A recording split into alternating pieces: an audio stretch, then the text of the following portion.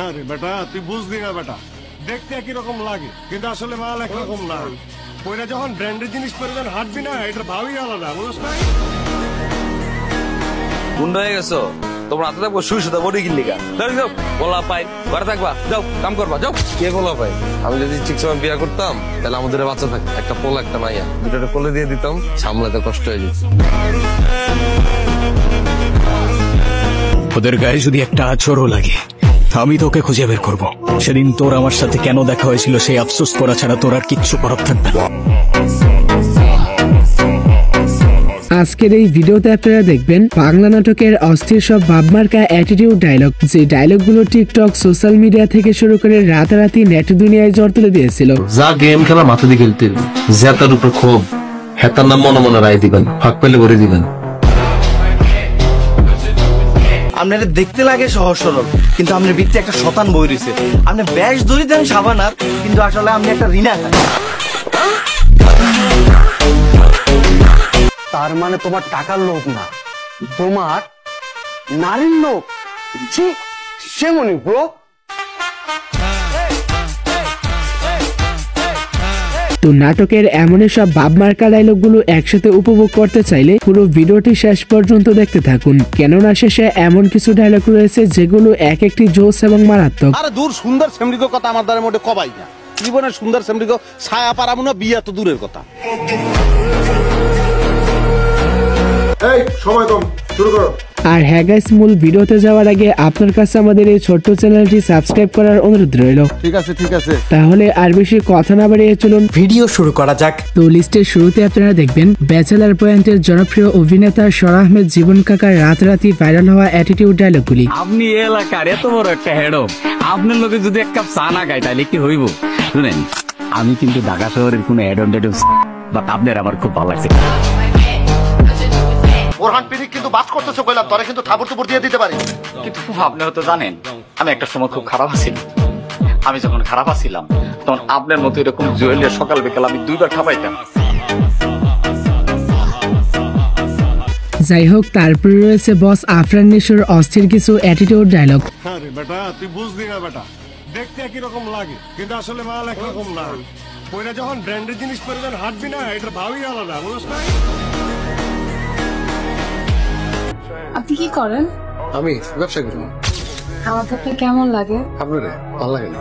জি জি, আমি সত্য কথা বলছি, আপনার দেখে আমার ভালো লাগে না। কেমন? হ্যাঁ, আফরান নিশোর এই ডায়লগগুলো ছাড়াও রিসেন্টলি দাগি সিনেমার একটি ডায়লগ টিকটকে ব্যাপক ভাইরাল হয়েছে। আব্বা আমাকে সবসময় বলতো জীবনের একটা লক্ষ্য খুঁজে বের কর। এখন বুঝতে পারতেছি জীবনের লক্ষ্য।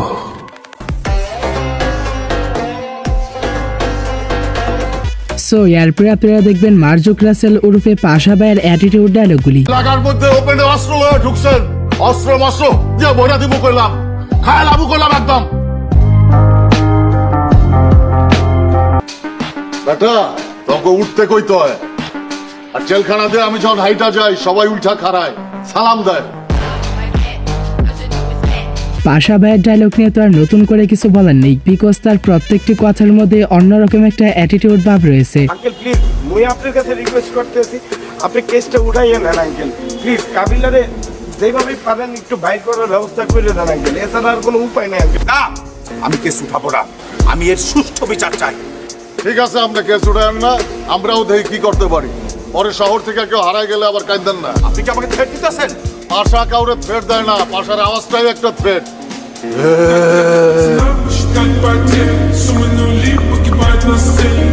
এনিওয়ে গাইস, তারপরে রয়েছে নাটকের গুরু মোশাররফ করিমের রাতারাতি ভাইরাল হওয়া মারাত্মক কিছু অ্যাটিটিউড ডায়লগ।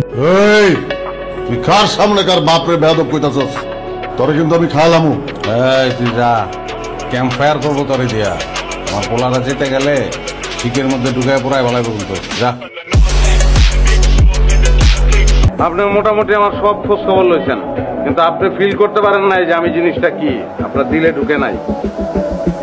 আমি যে কি জিনিস সেটা আপনার দিলে ঢুকে নাই। নিঃসন্দেহে মোশাররফ করিমকে ডায়লগ কিং বলা যায়, কারণ তিনি যেটাই বলে সেটাই অ্যাটিটিউড হয়ে যায়। আরে দূর, সুন্দর সেমরিক কথা আমার দ্বারের মধ্যে কবাই না। জীবনের সুন্দর সেমরিক ছায়া পারাবো না, বিয়া তো দূরের কথা। যাই হোক, এরপরে আপনারা দেখবেন টিকটক কাঁপানো শিমুলের অ্যাটিটিউড ডায়লগগুলি। ভাইয়া আপনি মারেন, শুভভাবে মারেন, কোনো সমস্যা নাই। আর গায়ে যদি অন্য কেউ হাত তোলে এদের কিন্তু এক পদ্ধতি দিও, ছোট বড় মাইতাম না। আপনার দেখতে লাগে সহজ সরল, কিন্তু আপনার ভিতরে একটা শতান বই রয়েছে। আপনি ব্যাস ধরি দেন সাবানার, কিন্তু আসলে আপনি একটা রিনা খান। ইতিমধ্যে যারা টিকটকে কম বেশি আসা যাওয়া করেছেন তারা হয়তো এই ডায়লগগুলো একবার হলেও শুনে থাকবেন। ওকে আর কেমনে হাফ বোতল খাইছি, জায়গায় বসেছি সমুদ্রের সামনে, সমুদ্রের লগে কিছু কথা আছে, হ্যাগেন কই তারপর রুমে যাব। সো তারপরে রয়েছে নির্জন না হলে রিসেন্টলি ভাইরাল হওয়া মারাত্মক সব অ্যাটিটিউড ডায়লগ। ইউ মিন ভাই তোমার মতো ছেলে, হ্যাঁ কি টার্গেট করছি আমি? আপনার টাকা? অবভিয়াসলি, তা নয় তো কি? আপনার হয়তো আমার ব্যাকগ্রাউন্ড সম্পর্কে ধারণা নেই স্যার। আপনাদের মতো সো কল্ড বিজনেসম্যান আমার বাবার অফিসের লাইন দিয়ে দাঁড়িয়ে থাকে। আপনাকে আমি মাঝে মাঝে প্রায় এখানে দেখি, থাকেন কই আসলে? যখন যেখানে প্রয়োজন।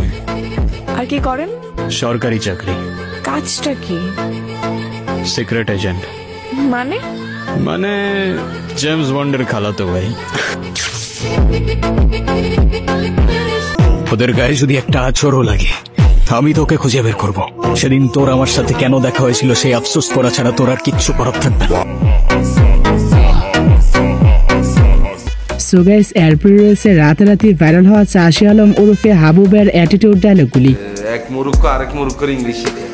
তুই কি বুঝবি না, তুই তো পারোই না। নাই তো হারি না, তুই তো বেগুন হারুস। কি শিখছো সুবুদ্ধ? শিখছি হইল গিয়া please put your head on your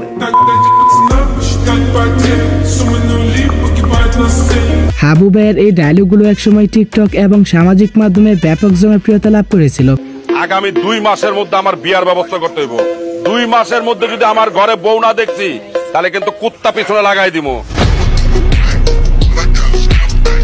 so তারপরে লিস্টের সবশেষে রয়েছে পলাশ ভাইয়ের খালিদ নাটকের অস্থির একটি অ্যাটিটিউড ডায়লগ। আমার প্রস্তাবে রাজি না হলে আমি কিন্তু জোর করে ধইরাই না খেলাই। খালিদ ধরা না দিলে কেউ তারে ধরতে পারে না।